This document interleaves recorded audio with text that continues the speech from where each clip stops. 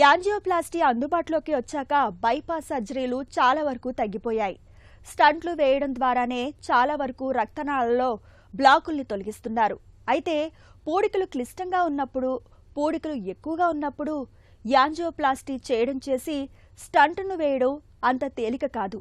ఇలాంటప్పుడు స్టంట్ వేయాలా, బైపాస్కు వెళ్లాలా అన్నది పేషెంట్ శారీరక ఆరోగ్య పరిస్థితితో పాటు ఆసుపత్రుల్లో అందుబాటులో ఉన్న సౌకర్యాలు, సర్జన్ నైపుణ్యాలపైన ఆధారపడి ఉంటుందని చెబుతారు నిపుణులు. గుండెకు రక్తాన్ని మోసుకెళ్లే రక్తనాళాల్లో బ్లాకుల్ని తొలగించేందుకు యాంజియోప్లాస్టీని ఎప్పుడు చేస్తారో, ఎప్పుడు బైపాస్కు వెళ్తారో ఇప్పుడు తెలుసుకుందాం.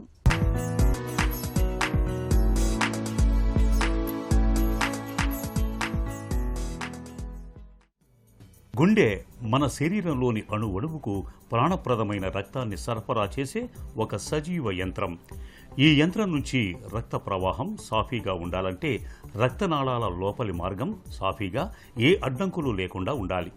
రక్తనాళాల్లో పూడికల్లాంటి అడ్డంకులు ఏవైనా ఏర్పడితే అవి నేరుగా గుండె మీద, అంతిమంగా మనిషి ప్రాణాల మీద ప్రభావం చూపిస్తాయి. గుండె రక్తనాళాల్లో అడ్డంకులు ఏర్పడినప్పుడు వాటిని తొలగించటానికి ఒకప్పుడైతే ఛాతీని తెరిచి బైపాస్ సర్జరీ చేయటం మినహా మరో పరిష్కారం ఉండేది కాదు. అయితే యాంజియోప్లాస్టీ అందుబాటులోకి వచ్చాక ఇవాళ చాలా తేలికగా స్టెంట్లను వేసి రక్తనాళాల్లో బ్లాకుల్ని సులువుగా తొలగిస్తున్నారు డాక్టర్లు. అయితే కొన్ని సందర్భాల్లో, ముఖ్యంగా రోగిలో తీవ్రస్థాయి సమస్యలు ఉన్నప్పుడు తప్పనిసరిగా బైపాస్కు వెళ్లాల్సి ఉంటుంది.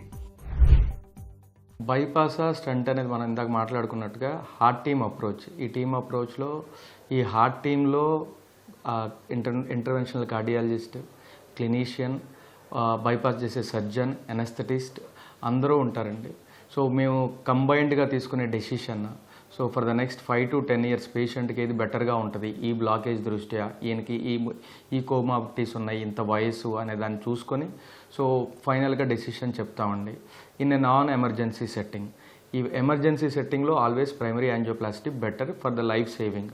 ఒక పేషెంట్ లైఫ్ సేవ్ చేయడానికి మనం ఎమర్జెన్సీగా యాంజియోప్లాస్టీ చేస్తాం. నాన్ ఎమర్జెన్సీ సెట్టింగ్ యాంజియోగ్రామ్ అయిపోయిన తర్వాత వాళ్ళకు ఉన్నటువంటి బీపీ, షుగరు, సో ఇంకా వేరేదైతే కొలెస్ట్రాల్ లెవెల్స్, వయస్సు, వాళ్ళకున్నటువంటి దీర్ఘకాలిక వ్యాధులు ఏదైనా ఉంటే అవన్నీ కన్సిడర్ చేసుకొని ఆ బ్లాకేజెస్ కూడా ఎంత ఎక్కువ ఉన్నాయి, ఏ నరాల్లో ఉన్నాయి, ఏ లొకేషన్లో ఉన్నాయి, ఎంత తీవ్రతను బట్టి తట్టుకుంటాడా లేదా bypass, he will fare well or good on bypass or not, ఇవన్నీ కన్సిడర్ చేసి సింటాక్స్ స్కోర్ చూసి ఏదైతే అతనికి మంచిగా బెటర్గా ఉంటుందో for the next 5 years or 10 years అదంతా మన మైండ్లో పెట్టుకొని మనం నిర్ధారిస్తాం ఎవరికైతే ఇది బెటర్గా ఉంటుంది. ఇది బైపాస్ అయితే బైపాస్, స్టంట్స్ అయితే స్టంట్స్.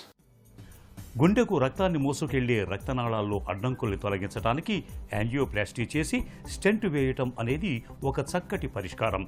అయితే రోగిలో తీవ్రస్థాయి సమస్యలు ఉన్నప్పుడు యాంజియోప్లాస్టీ చేయటం అంత తేలిక కాదు. క్యాత్ ల్యాబ్ అందుబాటులో ఉన్నప్పటికీ హార్డ్వేర్ ఉపకరణాలు కూడా అందుబాటులో ఉండాలి. Imaging, intravascular ultrasound, CTO hardware, bifurcation hardware ఇవన్నీ ఉండాలి. హీమోడైనమిక్ సపోర్ట్ సిస్టమ్ ఉండాలి. గుండె ఉన్నట్టుండి ఆగిపోయినప్పుడు పల్స్ రేటు, బీపీ తదితర వైటల్స్ని అదుపులో ఉంచడానికి హీమోడైనమిక్ సపోర్ట్ సిస్టమ్ అవసరం. అలాగే లెఫ్ట్ మెయిన్ కరోనరీ ఆర్టరీ రెండుగా విడిపోయే చోట బ్లాకేజ్ ఉన్నప్పుడు అక్కడ స్టెంట్ వేయటం కంటే బైపాస్ సర్జరీ చేయటం మేలు. యాంజియోప్లాస్టీ చేయటం వల్ల మళ్లీ బ్లాకులు వచ్చే అవకాశం ఉంటుంది. స్టంట్స్లో కూడా వేరియస్ ప్లాట్ఫామ్స్ వచ్చాయండి. ఇనీషియల్గా ఫస్ట్ ఓన్లీ ఇంటర్వెన్షనల్ కార్డియాలజీ మొదలైనప్పుడు ఓన్లీ యాంజియోగ్రామ్స్ వరే ఉండేది. తర్వాత అందరూ బైపాస్ చేసుకునేవాళ్ళు. తర్వాత బెలూన్ చేయడం మొదలుపెట్టారు 1980s నుంచి. తర్వాత మెటల్ స్టంట్స్ వచ్చినాయి ఇనీషియల్గా around late 90s and early 2000sలో. సో మెటల్ స్టంట్స్ అంటే దాంట్లో ఏం మెడికేషన్ ఏమి ఉండదు, only bare metal stents. So bare metal stents ఏంటంటే మళ్ళీ మూసుకుపోవడానికి ఆస్కారం అనేది చాలా ఎక్కువ ఉంటుంది. సో తర్వాత టెక్నాలజీ పెరిగి మెడికేటెడ్ స్టంట్స్ వచ్చాయి. ఎందుకంటే ఈ మూసుకుపోయే రేటుని తగ్గించడానికి ఈ 20% నుంచి ఇప్పుడు <2% వరకు వచ్చిందండి. And the third stent is biodegradable stents. But ఈ బయోడిగ్రేడబుల్ ఏంటి అంటే యంగ్ పేషెంట్కి సపోజ్ 30sలో వచ్చాడు హార్ట్ అటాక్తో, లేక 25 yearsతో వచ్చాడు. సో వాడికి స్టంట్ వేస్తే, సో వాడికి ఆ స్టంట్ చేసినా బైపాస్ చేసినా సరే, ఏది చేసినా సరే వాడికి నెక్స్ట్ 40 years వరకు ఉండాలి. సో 25 ఇయర్స్ నుంచి 40 ఇయర్స్ అంటే 65 ఇయర్స్ వరకు ఆ స్టంట్ అనేది మూసుకోకుండా ఉండాలి. సో ఎంత newer generation novel stents, 4th generation stents వేసినా కూడా there is a risk of 1 to 2%. So ఆ రిస్క్ని కూడా తీసివేయాలి. అంటే వేసిన స్టంట్ బాడీలో కరిగిపోవాలి. మన బేసికలీ ఈ స్టంట్ ఎలా కరిగిపోద్ది అంటే మన కుట్లు వేయించుకుంటాం ఏదైనా సర్జరీ చేయిస్తే. సో ఆ కుట్లు అనేవి వేయించుకున్న తర్వాత మామూలుగా అయితే కుట్లు వెప్పాలి పాత రోజుల్లో. 7 రోజుల తర్వాత 14 రోజుల తర్వాత మళ్ళీ డాక్టర్ గారి దగ్గరికి వెళ్ళి విజిట్ చేసి కుట్లు ఇప్పేసుకునేవాళ్ళు. ఎందుకంటే ఆ కుట్లన్నీ ఇప్పేసేయాలి, బాడీలో కరిగిపోవు. ఇప్పుడు బాడీలో కరిగిపోయే కుట్లు వచ్చినాయి. అలానే మన బాడీలో స్టంట్స్ కూడా ఆటోమేటిక్గా 2 సంవత్సరాల్లో కరిగిపోతాయి. సో పర్మనెంట్గా మెటల్ అనేది ఉండదు. సో పర్మనెంట్గా స్టంట్ అనేది బాడీలో ఉండకుండా ఉండాలనే కాన్సెప్ట్తోనే ఈ బయోడిగ్రేడబుల్ స్టంట్స్, పేరులో ఉంది బయోడిగ్రేడబుల్. సో దానంతరం అదే 2 సంవత్సరాల్లో బాడీలో కరిగిపోతుంది. కొంతమందిలో గుండె రక్తనాళాల్లో ఒకటికి మించిన బ్లాకులు ఉంటాయి. ఇలా మల్టిపుల్ బ్లాకులు ఉన్నప్పుడు డాక్టర్లు సింటాక్స్ స్కోర్ ఆధారంగా స్టెంట్ వేయాలా, బైపాస్కు వెళ్లాలా అన్నది నిర్ణయిస్తారు. సింటాక్స్ స్కోర్ 22 కంటే ఎక్కువగా ఉన్నప్పుడు బైపాస్ చేయడానికి మొగ్గు చూపుతారు. మిగతా అన్ని సందర్భాల్లో యాంజియోప్లాస్టీ చేసి స్టెంట్లను అమరుస్తుంటారు. అయితే క్రానిక్ టోటల్ అక్లూజన్ అంటే రక్తనాళం 100% పూర్తిగా మూసుకుపోయినప్పుడు, అలా 3 నెలలకు మించి ఉన్నప్పుడు, కాల్షియం డిపాజిట్ అయి రక్తనాళం కూడా బాగా గట్టిపడిపోయినప్పుడు యాంజియోప్లాస్టీ చేయటం కష్టతరంగా ఉంటుంది. ఇలాంటప్పుడు క్యాథ్ ల్యాబ్తో పాటు ఇమేజింగ్ హార్ట్వేర్ పరికరాలతో పాటు హీమోడైనమిక్ సపోర్ట్ సిస్టమ్ ఉన్న ఆసుపత్రుల్లో 80% సక్సెస్ ఉన్న సర్జన్ల నేతృత్వంలో యాంజియోప్లాస్టీ చేయించుకోవటం అన్ని విధాలా మేలు.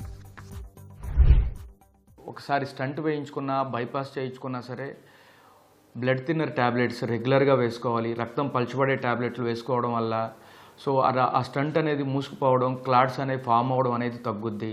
దాంతోపాటు మనకున్నటువంటి జబ్బులు, సో వేరే దీర్ఘకాలిక వ్యాధులు, డయాబెటీస్ కానీ, లేకపోతే కొలెస్ట్రాల్ లెవెల్స్ ఎక్కువ ఉండడం కానీ, బీపీ ఎక్కువ ఉండడం వల్ల కానీ, లేకపోతే ఆల్కహాల్ తీసుకునే అలవాట్లు ఉన్నా, స్మోకింగ్ ఉన్నా సరే ఇవన్నీ కంట్రోల్లో పెట్టుకోవాలి. ఎందుకంటే ఇవన్నీ కంట్రోల్లో లేవు కాబట్టే మనకి ఇనీషియల్గా బ్లాకేజ్లు వచ్చి మనకి హార్ట్ అటాక్ వచ్చింది. సో స్టంట్ వేయించుకున్న తర్వాత కానీ, బైపాస్ అయిపోయిన తర్వాత కానీ మళ్ళీ ఇవే కంటిన్యూ చేస్తాను అంటే స్టంట్లు మూసుకుపోతాయి, బైపాస్ వేసిన గ్రాఫ్ట్స్ మూసుకుపోతాయి, మళ్ళీ పేషెంట్ వస్తాడు బ్లాకేజీలతో. సో అలా రాకుండా ఉండడానికి ఇన్ని జాగ్రత్తలు తీసుకుంటా, తినే ఆహారపు అలవాట్లో ఎక్కువ కొవ్వు పదార్థాలు తీసుకోకుండా, షుగర్ కంట్రోల్లో ఉంచుకుంటూ, ఫ్రెష్ ఫ్రూట్స్, వెజిటబుల్స్ తింటా, so regular diet and exercise చేస్తూ ఉంటుంటే బెటర్గా ఉంటారండి ఇప్పుడు స్టంటింగ్లు అయిపోయిన తర్వాత. గుండె జబ్బుతో బాధపడుతున్న వారిలో కొంతమందిలో రక్తనాళాల్లో బ్లాకులతో పాటు గుండె పంపింగ్ కూడా చాలా బలహీనంగా ఉంటుంది. ఇలాంటి వారికి సర్జరీ చేయాల్సి వచ్చినప్పుడు హీమోడైనమిక్ సపోర్ట్ చాలా అవసరం. ఇలాంటి రోగులకు అన్ని సౌకర్యాలు ఉన్న అధునాతన ఆసుపత్రుల్లో బైపాస్ అవసరం లేకుండానే యాంజియోప్లాస్టీ సాయంతో రక్తనాళాల్లో పూడికల్ని తొలగించవచ్చు. ఇవన్నీ లేనప్పుడు బైపాస్ సర్జరీకి వెళ్లటమే మంచిది.